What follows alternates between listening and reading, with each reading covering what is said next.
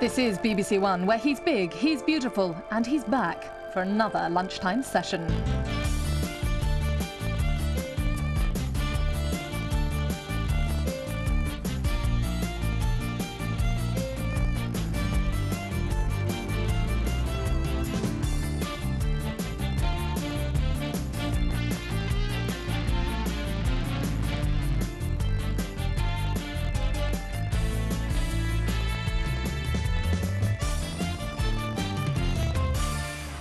Hi, welcome.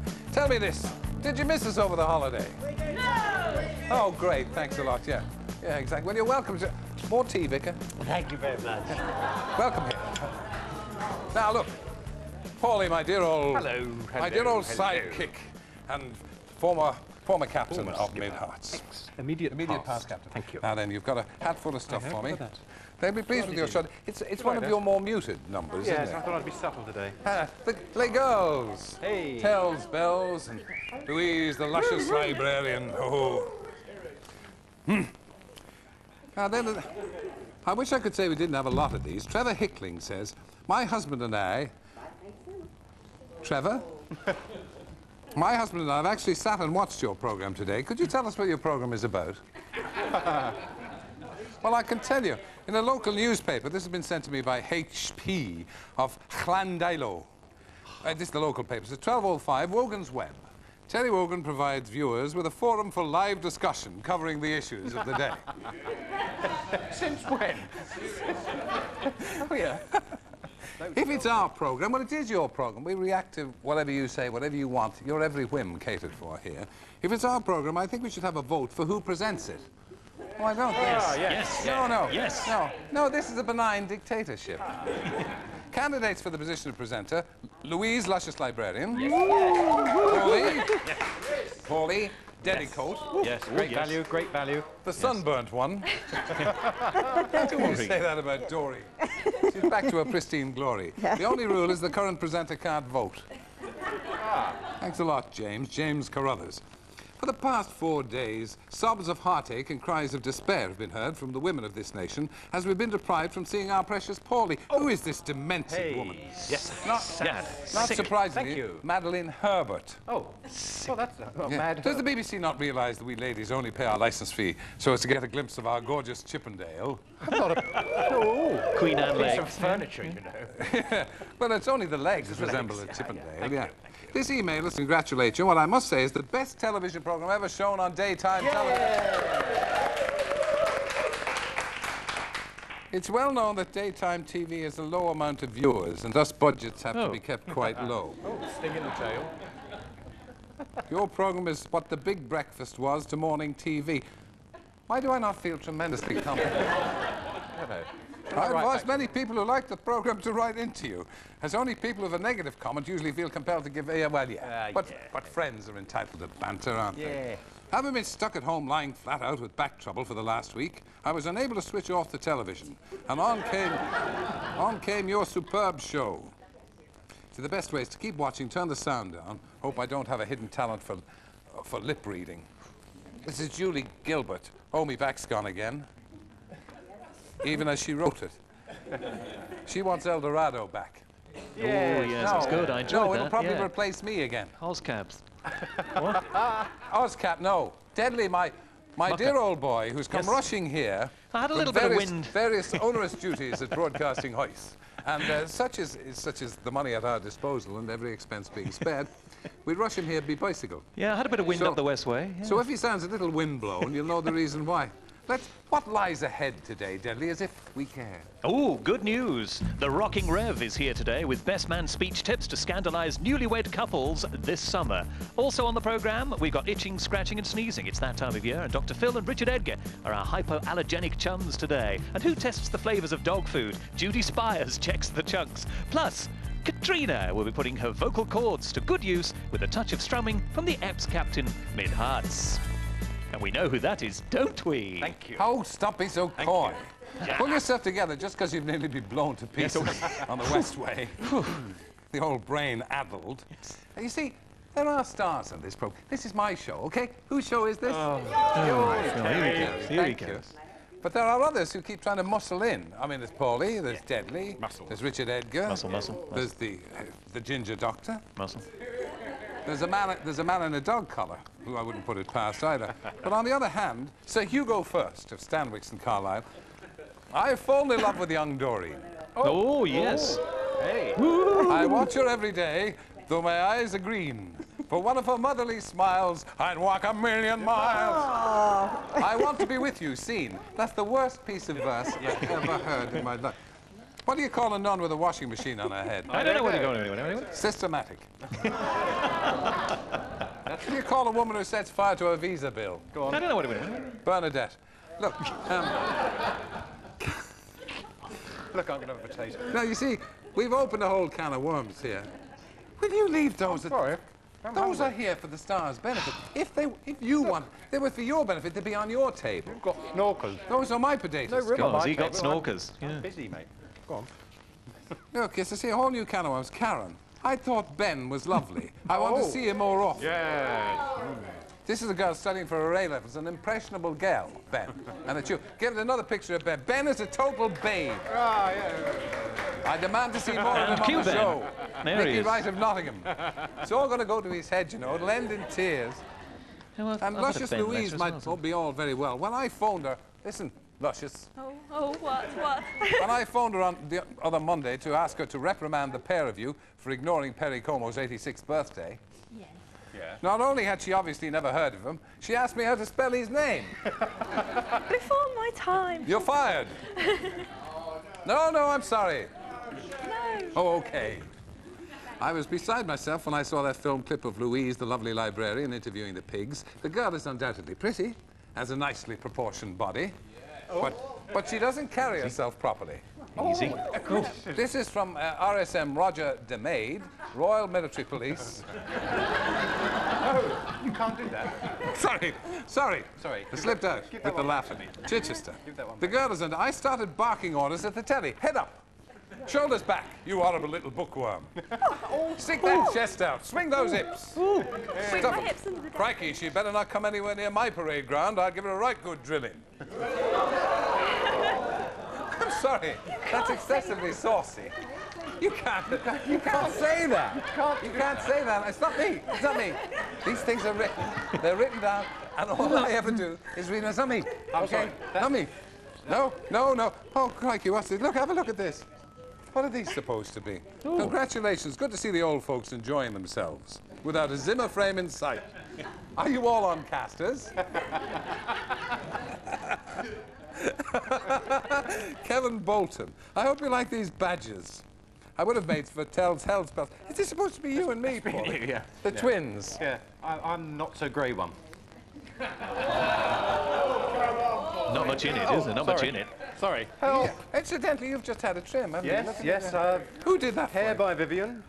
Vivian of Chuckles of Cheshire. Look at that. Look. That was a Chuckles of commercial. Cheshire. Commercial there for Paulie's sister. Thank you. Okay. Yeah. Now look, we've free seen this just before we go on, because you know there's not much on the program. I'm trying to kill a bit of time here. Anne Other, me on close of Tadworth. Any phone calls, girls? Is there anything happening? The old phones are a bit Doreen's dead trying to as do a well. football pause, Just for goodness because sake, we've do you been mind? away for a couple of days doesn't mean that you can stop ringing in that. We need you. It was me who alerted you to the existence of the Super Lamb Banana up in Liverpool on Wogans Web. I commented on our national passion for large erections. What with the Millennium Gnome and the Angel of the North, glossed through that quickly. Well, guess what? They've gone and planted a giant loo roll made of chalk, bang in the middle of the Humber up in Hull. And they have, because I saw it in the paper yesterday. Ooh. This got thousands, you know. What do you get? Yeah. Yeah, 60,000 quid of National Lottery cash for a bit of chalk in the middle of the Humber. Is the country gone barking? My suggestion of a giant Wogan for the south doesn't seem so crazy. I know we already have the Millennium Gnome down south. It was supposed to be a gnome, but then, you know, it turned into a gnome. Yeah, the cold. He had a cold on the day. Mandleton had a cold. Deadly? Oh, yes. Oh, They've had a yes. long weekend. They're well rested. So now Tell's bells are champing at the bit.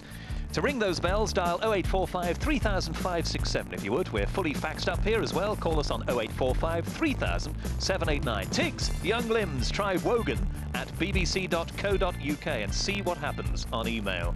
And you could always write to us, of course, at Wogans Web, BBC Television, London W12 7RJ. And if all that is too much to take in, all of these details are on CFAX 576.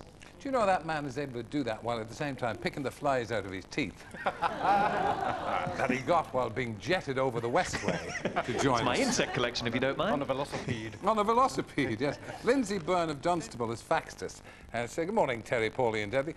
Hats off and Groma Creed to you, Lindsay. I shall be watching today in the presence of two Tiggs, Peter aged 10, Matthew aged 4.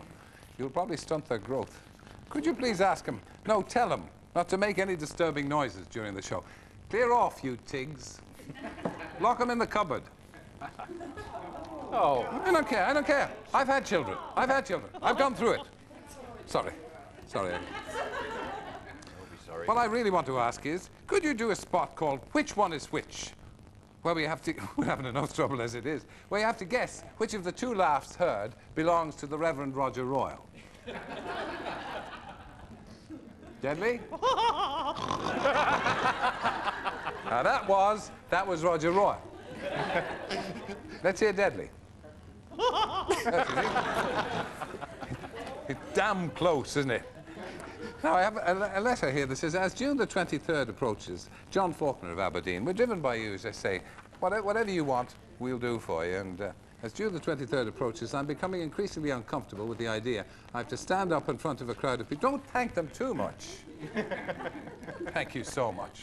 Just get on the phone, okay? Sorry. I'm a bit edgy today. I'm a bit... What's the matter with you? I don't know. It's the holiday. Annoy me at your peril. It's the weather. The weather took a turn for the... I'll talk to Edgar about it in a minute, but... And it's your age. I opened the swimming pool in our house, and of course the heavens opened at the same time. Yeah. That went down well, didn't it? Laughed. Showed a weakness there, I'm sorry. The small one or the big one, was it? Don't you start. sorry. Okay. You've something coming up that I think will probably soften everybody's cough. All right. I'm becoming increasingly uncomfortable with the idea that I have to stand up in front of a crowd of people and wax lyrical about my younger brother and bride. An awful lot of people worry about having to make speeches at weddings and funerals. It's not that I don't think the world of both of them. I've no idea where to start. I just bought the How to Be a Best Man book, and they're about as much use as an ashtray on a motorbike. I'll second that. Yeah. Bearing in mind that most of the audience have barely made it down from the trees and have never used cutlery before, should I have given you a name, John Faulkner? Is that the kind of crowd here?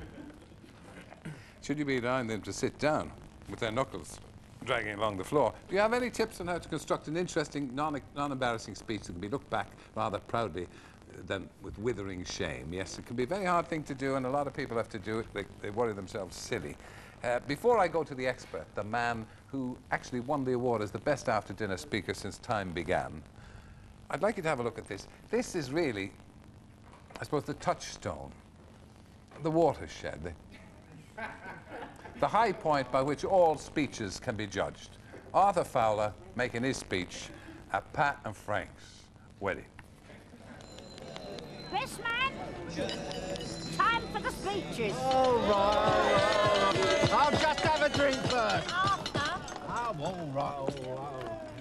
Right, ladies and gentlemen. Ladies and gentlemen, may I have your attention, please? Unaccustomed as I am, it falls upon me to read out the very many cards and letters received by the happy couple. All bills, ain't they, Frank? And here's the first one. The very best of luck on this very happy day of yours. I'm sorry I can't be with you, Dr. Legg. P.S. Watch the back, Frank. There you are, that's all you need to know about making a wedding speech. Dr. Legg, incidentally, has been conspicuous by his absence ever since that reference. We've never seen Dr. Legg, except on this programme, where he said 5 things that a doctor will never say. Now, as I said, I've given him a bit of a build-up, because you never know when you need somebody. You know, if the old extreme unction is needed, if I was to pass away here this minute, I know there'll be tremendous roars of applause, but it'd be quite sad for my family. But I would have a reverend here. It is, in fact, the gem in the diadem of Southwark Cathedral. Oh, you are. Canon super. Roger Royal. Oh, you are. Listen, is Deadly pre-recorded? Don't you spit Don't it. do that, please. It's lunchtime. Is he pre-recorded? Pre-recorded, yes, he is. Because he normally fluffs his lines, and it's been perfect today. Another saucer of milk over there, please. I won't have him getting a No. Listen, we could be here all day. Sorry. Supposed to be doing an interview Yes, here. sorry. Sorry. Is there a formula about writing a speech? People are worried sick about There's stuff. no set formula, and doing the best man speech or father of the bride, they are killers. It's much easier doing a big commercial thing than doing those. They really are difficult. But the first thing is know your subject. Remember the bridegroom's name. Does help. No, it does. I mean, because if you got to the wrong wedding, it's difficult. The other thing is keep it short. Don't go on and on and on and on. Don't talk about the state of the nation. Find out something embarrassing, but not too embarrassing, all right? Because was it embarrassing at your wedding? Only because my father-in-law kept standing up to speak every 10 seconds. Well, And that it didn't please my father because he stood up to speak in the middle of my father's speech. It created a great deal of ill feeling that went on through the family for many years. and was there Don't want your sympathy. was there rationing as well? With No, the there wasn't food? any rationing. We were hiding U-boats. And we had our fill. We had our fill of German sausage and all manner of good things. But it is a very difficult thing to do. You mustn't drink. Don't drink. If you're going to make a speech, don't drink. Don't. It's not safe because you suddenly say something and you upset auntie or something like that. That upsets a whole table. They play up. You've lost them. The other thing is know what you're going to say so you can look at your audience the whole time. Do you have to be funny? You know what I mean? No, People think that they have to make jokes, don't they? Yes. No, sincere. Oh, I mean, I wouldn't have got where I am without being sincere. you can. Somebody said if you can fake the sincerity, You've got it. Yeah. You've got to be sincere, and you've got to wish them well. I mean, you've got to end on a positive note. But you can do some little funnies. If you know something about them as a child or something like that, some little story like that, which isn't too embarrassing, Yeah. fine. But this kind of thing is good, isn't it? Dashing away the manly tear. That's a good. If you can create tears, that's wonderful. How Now- long should a good speech be? I mean, any kind of speech. Lots of people have to get up and speak at golf clubs and dinners and lunches. Well, golf clubs. And it ruins their dinner and their lunches and their lives. But those golf clubs, they are so boring. Some Yeah, of the they most are. boring people in the world play golf. Yeah. It is amazing. It's generally because they're very difficult at relationships. They don't get on well with people. So they try and wander out with a little ball. Well, you're leaning against an open door there.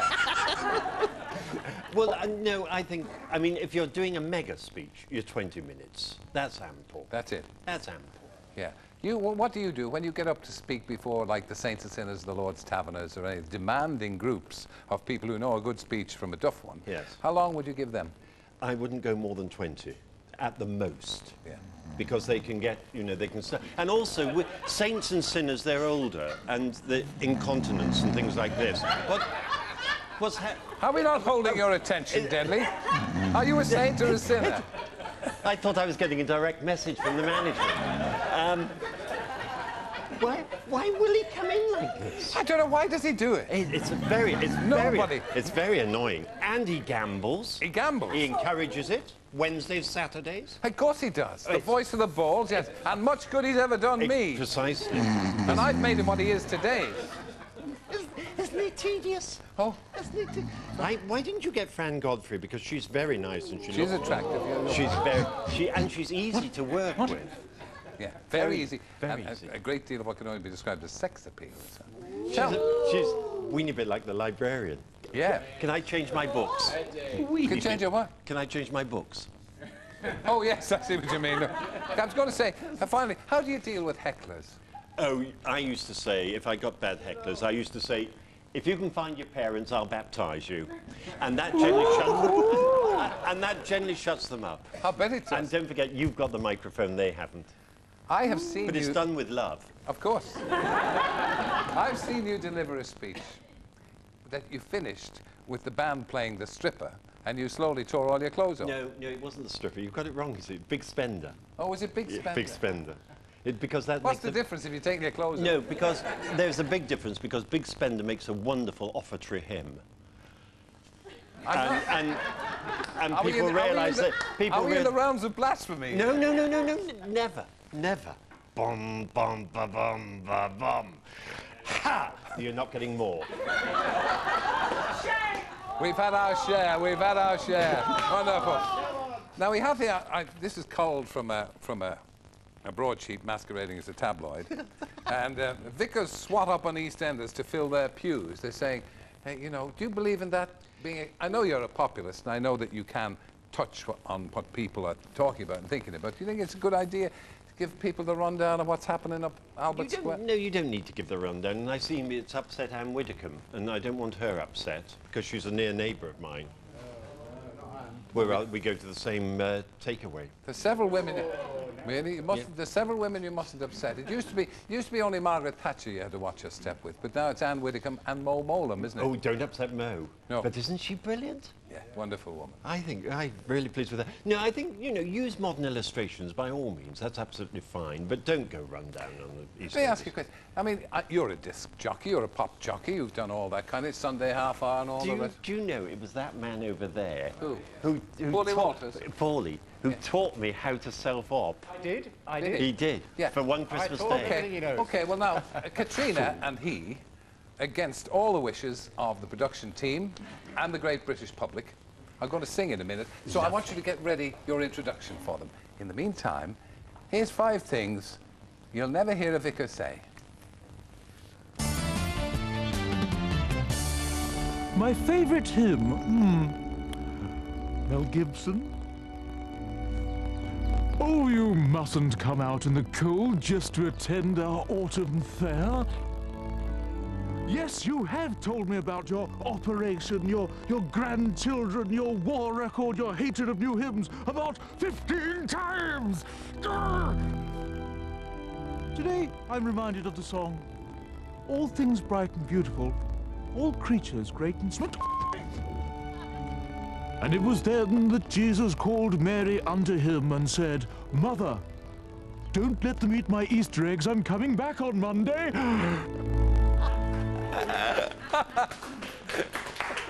They're wonderful, wonderful, very good. They come from you, as I say. Let's have your lists, let's have your letters, let's have your emails, your faxes, your abuse. I don't have to ask you for that, do I? No. Okay, that was sent in by the Reverend Kate. And do we approve of female prelates? Yes, very much so. Well, no, they're not prelates yet. No, not in the Church of England, but they could be. They're coming from New Zealand. Do you think we get a Cardinal Kate one day in the Vatican? I can see it coming. Yeah. Because the outfits are nice. Yes. Wouldn't mind being a cardinal yourself. I look nice in You'd red. have to change horses in midstream. Bit late. Bit late for changing now. Now, here's your chance. Be a pop jockey on the television. It's a wonderful sound that's coming up now because Paulie Waters on guitar and Katrina Without the Waves is singing a lovely new song, Dream, a Little Dream with Me. Whoa. Hey, he made it live. What an intro. Thank you. Okay, you guys, hit it. I want to hear some bum bum bums, Roger. Can we keep it together, lads? Stars shining bright above you. Night breezes seem to whisper, I love you. Birds singing in the sycamore tree. Dream a little dream of me. Say nighty-night and kiss me. Just hold me tight and tell me you'll miss me while I'm alone and blue as can be. Dream a little dream of me. Stars fading, but I linger on, dear, still craving your kiss. I'm longing to linger till dawn, dear, just saying this. Sweet dreams till sunbeams find you. Sweet dreams that leave all worries far behind find you. But in your dreams, whatever they be, dream a little dream of me. Ba-da-da-da-da-da.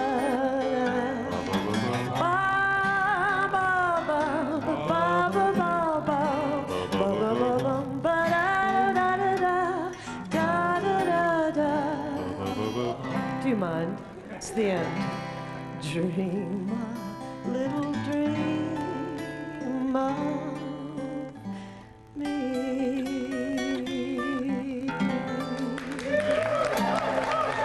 Thank you, Paula.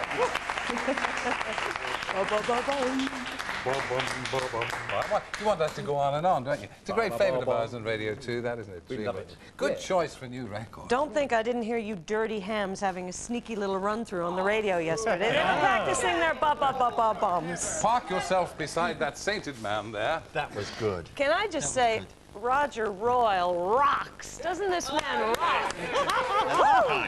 What a star. And I've heard you on Pause for Thought. You do all kinds of stuff. Yes, I raise the tone of his programme Yes, every you do. Monday at the Considerably. moment. It's a little gift, and it's worth using it. Well, you keep me company when I'm on. It's nice because sometimes he joins in and then plays a record, and then it's lovely because you feel it's a group thing. Occasionally he plays a record. Yes, He it's does. nice when he plays some music. He's not royalties and all that. Royalties. He's not finding that you're not finding that jukebox easy to use, are you? He's not. The jukebox. There's no need to shout at me. Whose show is this? We've had a reaction to you. Oh, no. Get that Roger Royal off the television. No. Swansea. It comes from... my boyfriend Mark was the best man last year, and he was so nervous he drank a whole bottle of whiskey, and all he could do was stand up and sing Elvis's Love Me Tender. Oh, no, that's pathetic. I must ask you about the record. This is going to be your new single? Well, it's going to be on the new album. I've decided it's time to, it's sort of the parting of the waves, although we're doing the odd gig here and there. Yeah. I just thought it was time, life is too short, it's time to get out there and do some new stuff. Looking at a couple of musicals, doing a week at the Green Room. In fact, you're all invited. Please come to the Green Room. Will be that? That's You in don't mean July. all of them. You don't mean July. everybody. No, not all. Not them, no. Pay your own no. way. Bring your own snacks. Absolutely not. No, absolutely not. Now, I know you're turning into a kind of multimedia person, Renaissance woman. Thanks to your help. Yeah. Doing varicose stuff, but you haven't abandoned the singing then? No, not at all. You know, just trying to gather up some material. This song that I just did is sort of an old favorite. It reminds me when my father went to Vietnam in 1969, 70. And my mother and I used to play this just to sort of cheer us up. So I'm trying to record stuff that sort of means something to me, as opposed to just all this sort of frivolous walking on sunshine and what have you. People love that sort of song. They really do, don't they? Yes. Well, all our listeners on Radio 2 do. You don't mind attracting a Radio 2 audience? I think, you know, there's always someone younger and thinner to knock you out of a Radio 1 type career. So I may as well face up to the facts that, you know, it's Radio 2 from here on out. And I figure you can grow old and fat on Radio 2. It's no problem. I didn't get that. What was that reference? Was that a reference to you, Paulie? I think probably. Yeah. No, I still think of myself as a bit of a jock. You are. Surname Katrina. Strap. Katrina and the Cannon, ladies and gentlemen. Katrina and the Cannon. Thank you very much. Thank you. Thank you.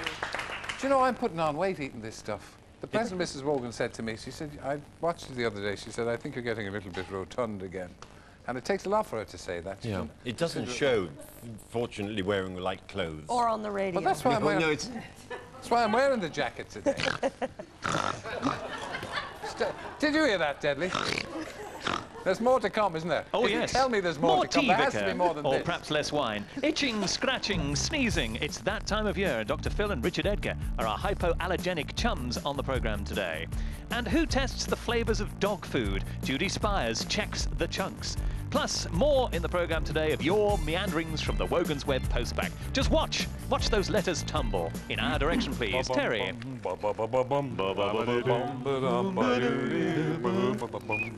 got a fan letter here. Look at this. How about an email about Ben? One's flooded in here. I've got an email. It says, I have to say they missed a trick on Wogans Web today. Yeah. Surely they could have combined Ben's all-too-brief appearance with the bubble bath item. I don't know what they mean by that. This is from Fenella. Fenella, someone? There's an undercurrent of undesirableness out there, isn't there? Hello, I'm Richard Edgar's daughter. Hey? I really like you. Well, oh, this is wonderful. Nice. See, Jessica, wonderful Jessica Edgar. Because you do the Children in Need. I did meet you when you did Children in Need when my dad was dancing with Gina G. Ooh. Ooh. Jessica, you can come in here anytime you like. Get your dad to bring you in. We'd love to see you. I'm fascinated by the wine glass. This is unsigned. Good. Did you write this? No. Of course I didn't. Who writes this stuff? I don't get wine, I get coffee. I'm fascinated. Yeah. I'm fascinated by the wine glass you carry around with you during the show. The level seems to remain constant despite your obvious consumption of the content. What do you mean obvious? You mean the eyes are glazing over? That's only with boredom. I'd be grateful if you could answer the following questions. Is the glass self-filling? Is it available to the general public? Where can I get one? Is it possible to get a white wine version? Yes. Oh, apparently yes. We just heard, yes it is. Yes. I see you've dressed up for your return to blankety blank. Look. Oh, dear. I don't have to answer that. Ooh. Fiona. We've got a Fiona here. Yes, she looks after us. Nice girl. She is a nice, nice girl. girl. Yes, Fifi toujours. Fifi, is she? Well, Fiona. This is Fiona from Lancashire. She knows there's a present Mrs. Wogan. Could she know if there's a present Mrs. Walters? And if not, could she be first in the queue? I don't think so. Oh, how nice. Oh, no, that's Fiona, good, isn't it? Fiona, he's not like that. Oh, clear off. Oh, yes, I am. No, Roger, you know. You just keep quiet. Roger, I'll tell all. No, please. I'm going home. It's a good job you're not trying to be captain of the golf club now. Oh, yeah, that's it. Can you ask Nigel from Scarborough if he'll marry me? I'm taping your programme as I've organised a special night tonight. This is from Michelle. God, oh, yeah, go on, Mary. We come between yes. we come between a man and the woman he loves. That's the end of you, Nigel. I don't think she'd possibly do it after this. She'd be forced into it. What's this, Paulie? I don't know, Katie.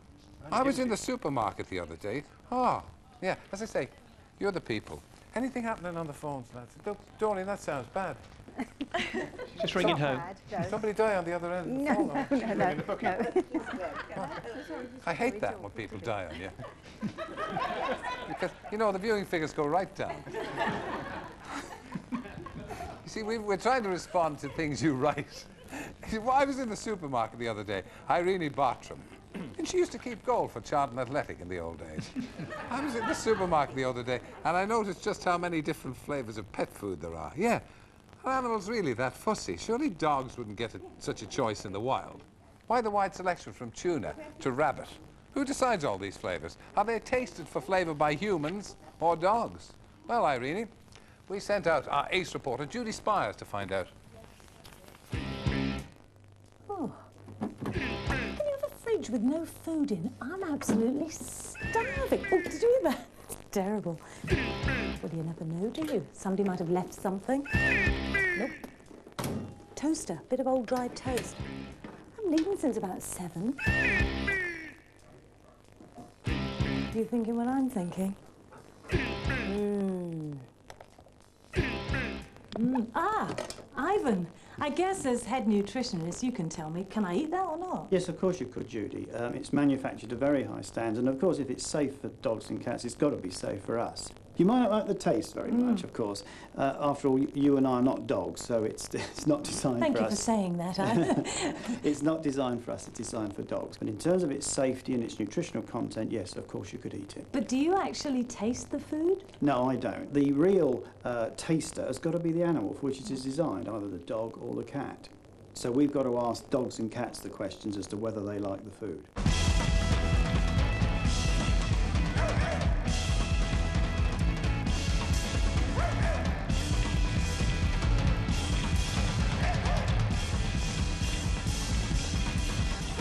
Well, how exciting. In on clinical trials of dog food. So who's our tester then today? Well, our tester today is Boots.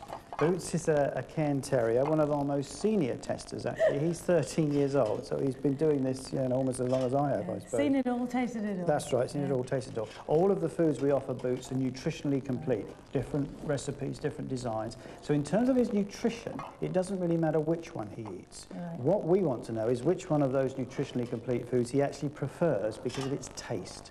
Ah, that's the one. You see, he will try each one of them in terms, not necessarily rejecting any one of them out of hand, but then when he finds the one he really likes, as you say, the one at the end, it's quite clear that the preference he has for that product, that's the most palatable as far as he's concerned.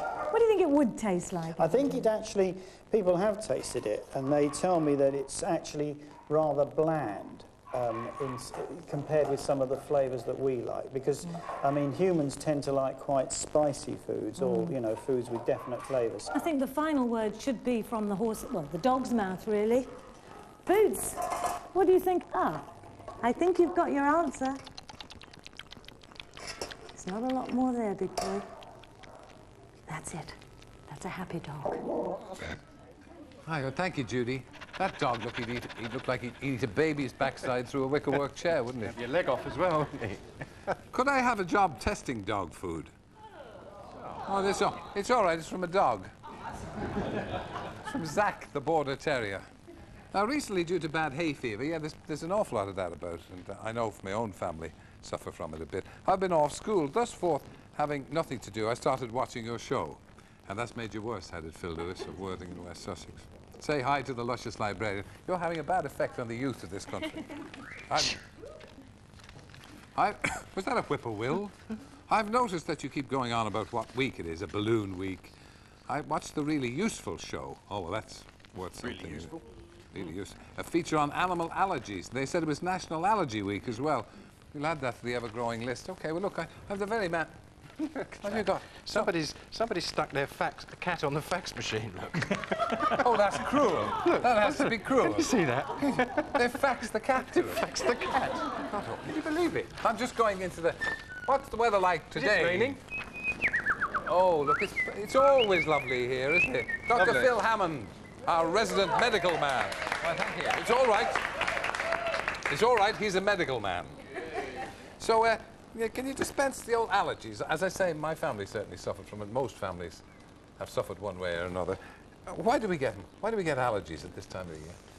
Well, there are a whole range of allergies, and they're getting commoner, and it seems to be something that people in Western civilizations get. If you go to Africa, nobody has allergies. So it's probably a product of our affluence, taking lots of antibiotics, living in small families, having fitted carpets, having central heating. It's all a cosy little world. House? It's Western, yes, long-haired cats. That cat deserves everything it gets. Long-haired cats are terrible. And this, of course, can I show you a dirty photo? Yeah, go on. Look at that. What's that then, Terry?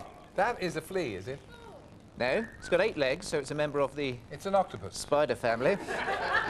House dust mite.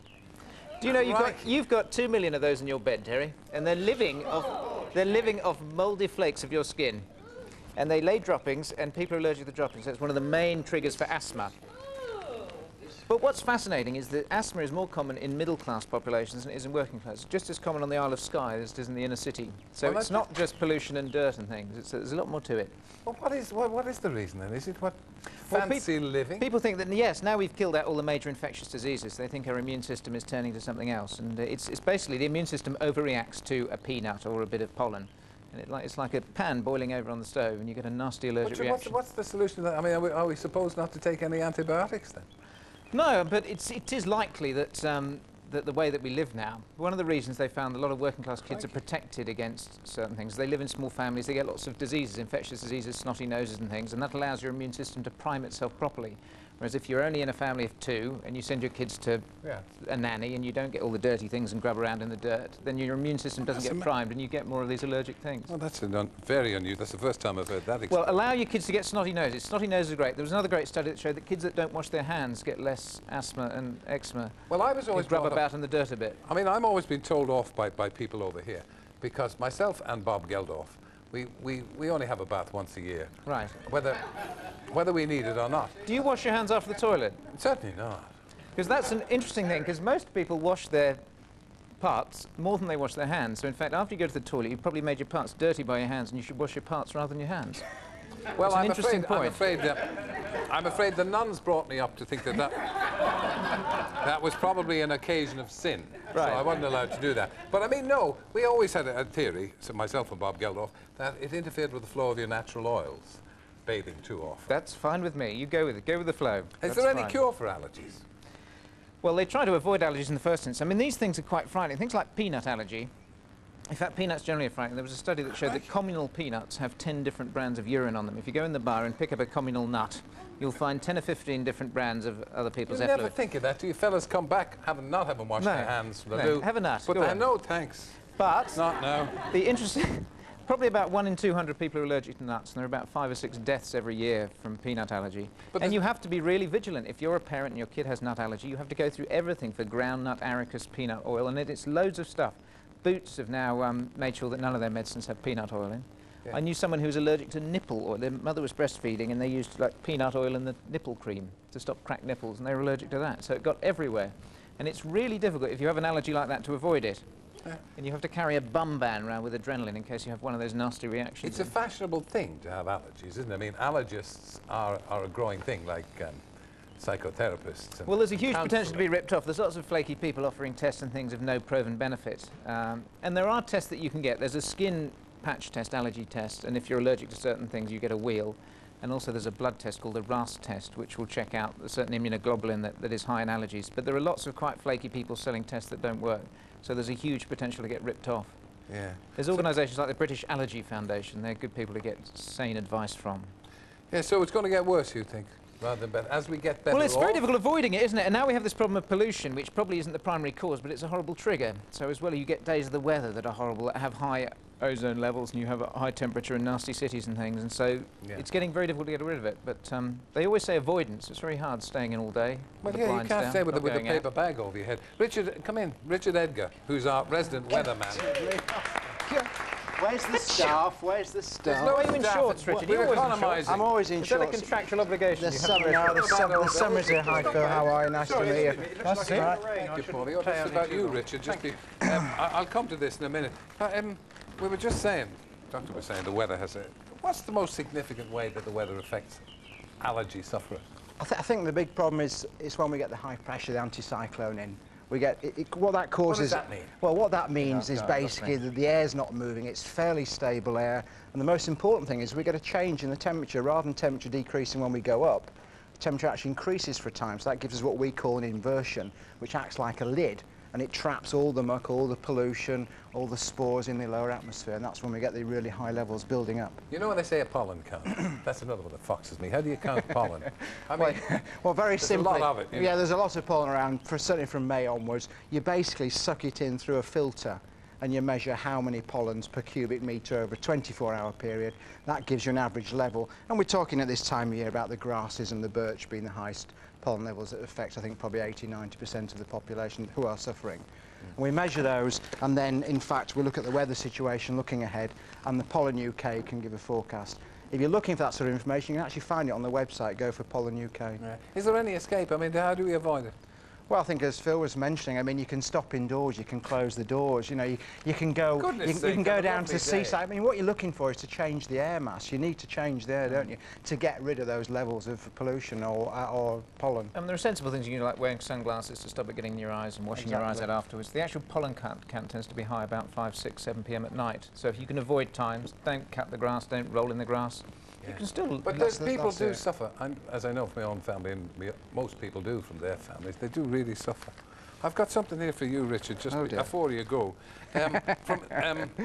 This is from Jean Edgar of Rye in the Isle of Wight. It said, could Richard Edgar be the love child that I left on the steps of the Met Office all those years? Mummy! Mummy, please, phone in, where are you? We've been looking for these 37 years. Where has she gone? So you're not denying it. Steady, Deadly, steady. Do a DNA profile while I'm here. If you would. Take a little Not with my finger on it, no. Now remember, it's your programme. Well, nobody else is going to claim responsibility for this kind of thing. Here's how you get in touch, and let's be hearing from you. Are you allergic to something unusual? Your tips on wedding speeches, please. And who do you think should be presenting Wogans Web? Louise, Ben, Paulie, Roger Royal, Doreen? There's the phone, the fax, the email, and good old-fashioned dog-friendly post. 0845 3000 567 for the phones. 789 is the fax number. wogan@bbc.co.uk is our email address for electronic mail, and the address for letters, cards, the backs of sealed envelopes, and winning lottery tickets is Wogans Web, BBC Television, London W12 7RJ. Michael Very Terence. nicely done. Nicely done, Dudley. We get these wonderful lists. Here's 5 things you'll never hear on Ready, Steady, Cook. I can't make anything with that lot. Give us another minute. Here's one I made earlier. That was absolutely average. Send it to Wogans Web. They'll eat anything there. Yeah. So there's more food. Somebody sent us a cake when the children in need box. No, clear off. These are bath buns for Terry and Paulie. They can be used for a bun fight when stale. Oh, that's nice. Thank you. This is from Bear's Den. It's from Pa. Thank you, Pa. Now, lists. Is it lists you're after? For no particular reason, here's 5 things you can do with a disposable nappy.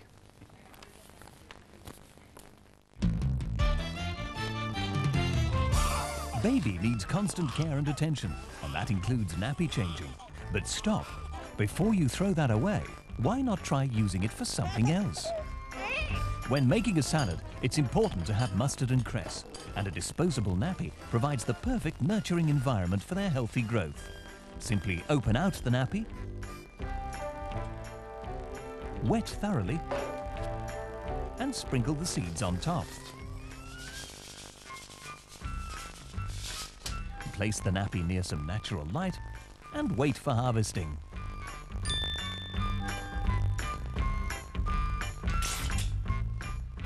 Everyone knows the kitchen is a haven for messy accidents, and ordinary clothes don't always do the job. But thanks to Baby's super absorbent undies, careless spills can become a thing of the past.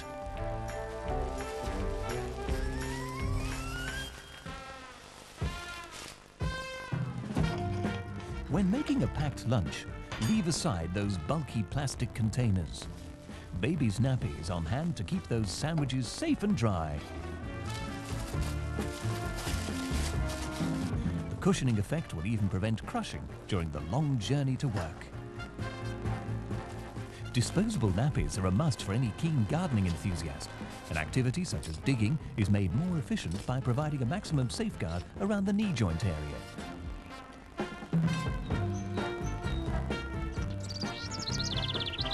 In harsh weather, Baby's nappy can even provide shelter for our feathered friends.